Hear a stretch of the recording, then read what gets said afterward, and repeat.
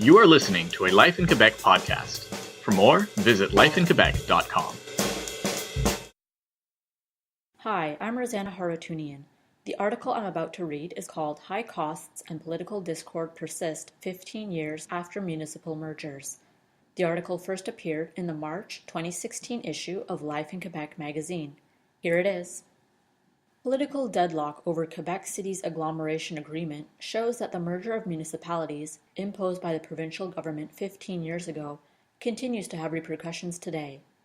Quebec City's merger is probably one of the success stories, but one thing that's very obvious is that tax-wise it's a complete failure, says Paul Shoiry, leader of the opposition Démocratie Québec party at Quebec City Hall, and councillor for Saint Louis Sillery. Shoiry was mayor of Sillery from 1994 until 2001, when along with 12 other independent municipalities, it became part of Quebec City. There was no gain for citizens, says Shoiry. Citizens were well served within the 13-city structure, and certain services were already regionalized. He says the cities were willing to gradually regionalize even more on their own to meet the need to share services and equipment. What happened instead was what became known as the forced amalgamation process. In December 2001, then Parti Québécois Premier Lucien Bouchard forced Bill 170 through the National Assembly. From 2001 to 2003, 212 previously independent municipalities across the province were merged into larger cities as a result of the law. The government and the mayor at the time, Jean-Paul Lallier, wanted mergers because they said the region would be better served with a more regional structure. And they also said citizens would save millions of dollars in taxes in the long run, says Shoiry. This never happened. In the years since the merger, Shoiry says property taxes have doubled and even tripled in some parts of the city, while the cost of services has risen far above the cost of inflation. In the 2003 provincial election, Quebec Liberal Party leader Jean Charest successfully campaigned on the promise to allow cities to de-merge. Referendums took place to allow merged communities to become municipalities again, but without the same autonomy they had once enjoyed. Agglomeration councils were created to manage the shared services between the merged and de-merged cities. Quebec City now shares the cost of regional services with L'Ancienne Lorette and Saint-Augustin-de-Desmaures, the only municipalities that re-separated from the central city in 2006 during the demerger process. In 2015, Saint-Augustin saw property taxes increase by 25% to pay the bill for regional services to the agglomeration. The whole merger and demerger fiasco was a huge political error that we're still feeling the effects of, says Westmount Mayor Peter Trent.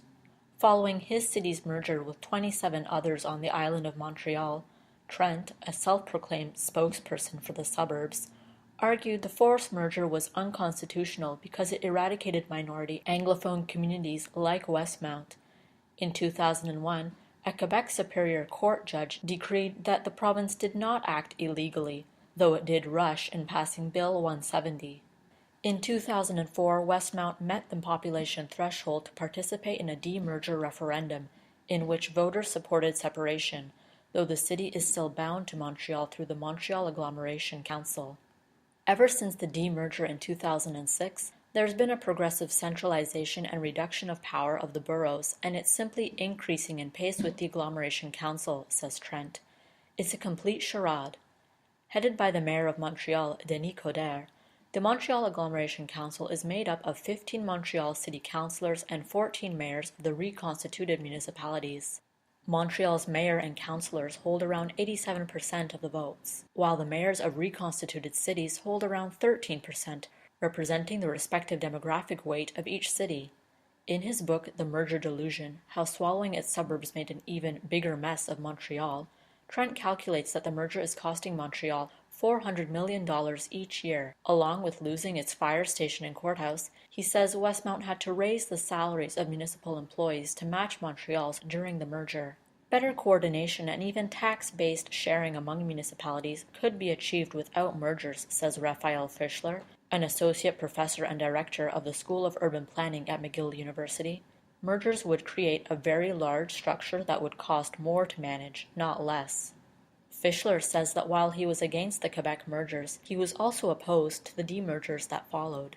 Despite all its flaws and problems, the new island-wide Montreal could be a very interesting experiment in decentralized decision-making in a large city thanks to the borough system, and a great opportunity to create a bilingual cosmopolitan city. While he says the Agglomeration Council is an undemocratic institution, Trent says Coderre has acknowledged there are problems with it as well, and seems willing to work with the municipalities to make improvements. Fischler adds that the city's efforts to fight corruption have improved governance and services despite the complexities created by amalgamation. Montreal is a very interesting experiment, whose success or failure is not yet clear, he says. I think that the experiment will yield good things, if we can maintain a good balance between centralization and decentralization. Trent says Westmount citizens are more interested in local issues than those of the agglomeration, while Shoiry notes that people in Sillery have moved on. At Quebec City Hall, negotiations have reached a dead end. Councillors in Saint-Augustin-de-Demarre are set on rejecting Quebec City Mayor Régis Lebaume's latest agreement on shared costs. Saint-Augustin Mayor Sylvain Junot, a minority on a council dominated by the administration of ex-mayor Marcel Corriveau, supports the deal. L'ancienne Lorette Mayor Émile Loranger opposed the agreement when Lebaume first presented it in fall 2015, as did 94% of L'Ancienne Lorette's citizens who responded to a municipal survey. Regional costs are there, and they have to pay for them. So I think we have to settle this dispute once and for all, and then go forward, says Shoiry. It's been dragging along for too long now. Lebaume has indicated that the cost-sharing agreement is not open to renegotiation. The fact remains that the administrative culture of the city is very different from what I had known in Sillery, where there was openness, listening, and consideration, says Pierre Wagneau, a Sillery resident who was against amalgamation. He is now the president of Coalition pour l'arrondissement historique de Sillery, a citizens group that has worked for the last 10 years to prevent the city from rezoning Sillery's historic district into real estate. There are certainly public consultations, but there is no debate or explanation of the choices that are made. Thank you for listening to the Life in Quebec podcast. For more news, commentary, editorials, and opinion, visit lifeinquebec.com/podcast.